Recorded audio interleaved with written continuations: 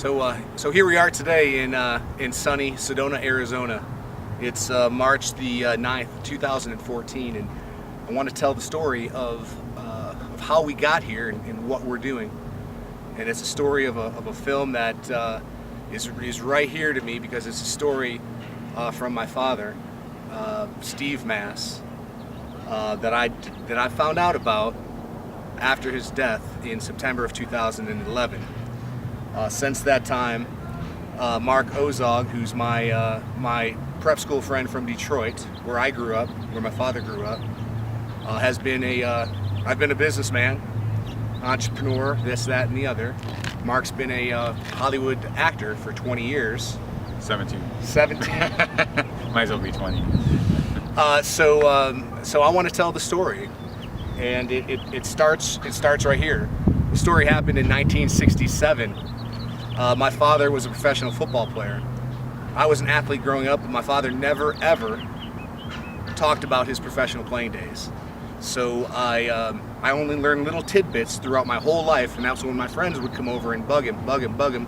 He'd spout off one or two sentences about him playing in the NFL and playing professional football.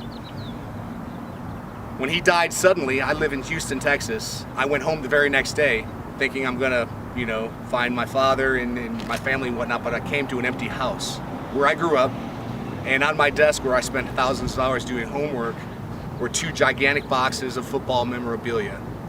All his playing days, hundreds or thousands of newspaper clippings, all the stuff that I never learned about. In his garage that night, I found this helmet. And I found this jersey. It's got the nice strap around bib. And I thought it was a Miami Dolphins jersey because my dad had a stint with the Miami Dolphins. I found this helmet and I was intrigued by the logo. Can you get that? I was intrigued by the logo. I could read Vulcans, but so I researched it. This is shortly after my father's death, during my time of grieving. And I found out that this was a Continental Football League, 1967, the Akron Vulcans. You can see the A and the V. And I researched it some more. I found some very detailed stories that just drove me, and it's just a story that needs to be told that happened way back in 1967. I went over the story with Mark, who's an experienced Hollywood person. I've never done anything like this whatsoever, except for the school play. Remember the school play? Mm-hmm. All of them. Yeah. And he said it's a fantastic story. The synopsis of the story is in 1967, Akron, Ohio was a boomtown due to the rubber industry. The three headquarters of the rubber companies were there. And they had mastered the vulcanized rubber. They supplied all the tires to Detroit. So it was very much a boomtown, football town. People love football. They were jealous because of Cleveland and Chicago, but they wanted professional football in Akron. And a gentleman named Frank Hurn told the city that he was going to bring them professional football, brought them the Akron Vulcans. Long story short, the man bamboozled the entire city of Akron, Ohio. He started the team with maybe $1,000 of his own money. He had Chicago Mafia money there to pay the league franchise fees, and he ripped every single person off that he came in contact with.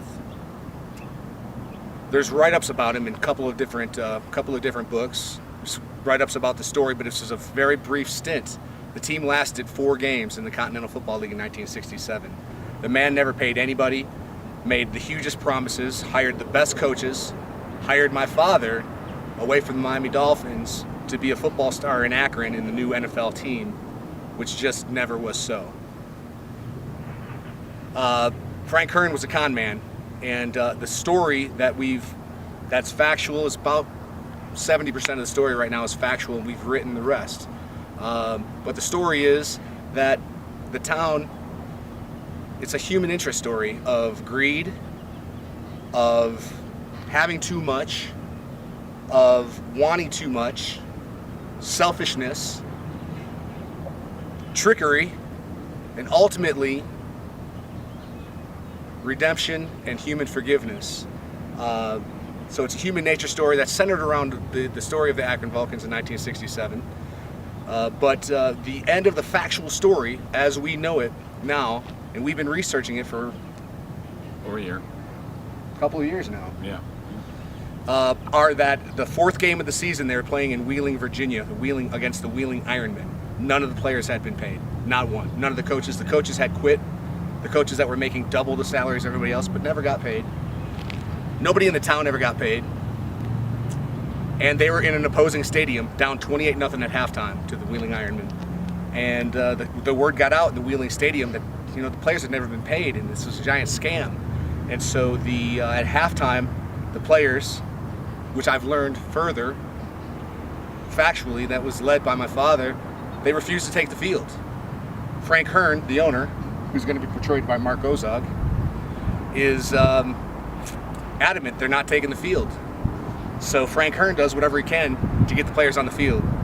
And he ends up stealing money from the opposing teams, a very honest businessman, from his ticket sales, and laid out $400 on the bench in 35 files, one pile of money for each player. These players were young, starting families, not getting paid. And then Frank Hurn came in and said, the guys take the field. No, they weren't going to leave that money. So they grabbed the money, and the stories are they stuffed it in their jock straps, in their shoulder pads, wherever they could, to go out there and take the field. The team was being cheered on. Down 28-0, completely demoralized. They came back to 28-7. I have to check this fact, but they went for two at the urging of the crowd to win the game. And you're going to have to see the movie. So here we are today. Frank Hurn was a proven villain. He was you want to say a couple things about Frank Hurn? Well, he was a crook. He fled the state of Ohio down in Florida, and they extradited him back. As I'm like in the handcuff pose here. And then eventually he fled the Midwest and he relocated to Sedona, Arizona. Where we are today. Yeah, and he is 87 years old today. And we're going to see if we can find him. Well, we know where we can find him, but is he around? That's the question. We're really taking a stab in the dark trying to find him because he's integral. The story that we want it to be is that his fourth wife is a Christian woman and kind of introduced him to the right way to live. But the man spent time in prison. He had fake companies, he bought and sold coal to process at his coal cleaning facility that he never owned. Spent time in prison, federal indicted. But he's got a home in Sedona, Arizona, so apparently he's gotten away with some stuff. And we hope that the story that we've written in our hearts is that the man is truly sorry, and he's living a life that's the right way to live. We don't know that. I brought with me my childhood friend Ty Cathers, who's actually an officer in the Phoenix. No, we're not going to go arrest him, but and then I brought a young man, Dominique Smith, with me, who's behind the camera right now, who's an aspiring young actor, director, photographer, and he on a whim came with us to Sedona, Arizona to find this 87-year-old man to get his side of the story and truly heartfelt interview him. Hopefully he becomes a part of the film and he's behind it. He could slam the door, he could shoot us, we don't know. This is a complete stab in the dark. We're here miles and miles away from home. It's taken 2 years to get here. We enlisted the help because he's living a reclusive life. We've enlisted the help of whoever we could find. I've written every TV station, every radio station, anybody. And we don't even know what kind of condition he could be in. He could not realize maybe what happened, and that's it. He could be completely senile. He could be sharp as a tack. He could ask us for 90% of any profits that come from the film and insist on it. We don't know. We have no idea. So that's kind of adventurous. Nothing ventured, nothing gained. But we're actually where we stand right now in Sedona with the red rocks, beautiful mountains in the background. We got a investigative reporter from one of the big TV stations, unnamed, to find where he lives. And we have an alleged address which is about 1.5 miles that way. So kind of working up the courage and the right way to approach him. But I'm about to go knock on Frank Hurn's door. The film's completely in honor of my father. I have no other interest in doing it, rather than people that are going to be involved in this film in any way, and no, I don't know what I'm doing, are going to be having it in their heart to tell this story that needs to be told. And we've told this story to 100 people of my friends. I've told them to many people in LA, and they believe it's going to do something. They're not just being nice to you, saying that's a nice story, Mark. Good, Mark. Good. No, hey, I told you. I said the best thing that can happen is we're going to make a movie. Okay, the worst thing that's going to happen is we're going to make a movie. We're going to make a movie. We're going to make a movie. The name of the movie is Rubber Bowl. Believe. We added the believe because it's such a far-fetched thing. A kid from Detroit, I'm making a movie. It's such a wonderful story that I just believe it's going to happen, and I believe that right in here. I'm using all the skills I've ever gotten, any kind of creativity. We've been writing scenes. We've got it registered with the Writers Guild.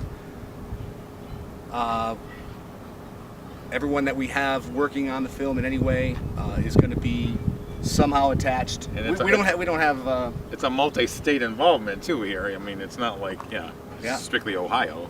Yeah, but I believe I've spoken to the mayor's office in Akron, 100% behind it. I've spoken to a bunch of other people in Akron. I've spoken to the Akron Beacon Journal, 100% behind it. The next step we're going to do is we're going to be going to Akron, Ohio, and we're going to do some kind of advertising to get people in one place to interview people that are 75 years old now, at least, and hear the first-hand stories. Another backdrop, probably 6 months after my father's death, I took this helmet, I took that jersey, and I went around Akron, Ohio to see if I could learn anything, see if it was even a story. I went to a restaurant. I met an old gentleman and his wife. He was very helpful. He was very interested. It was Tuesday night.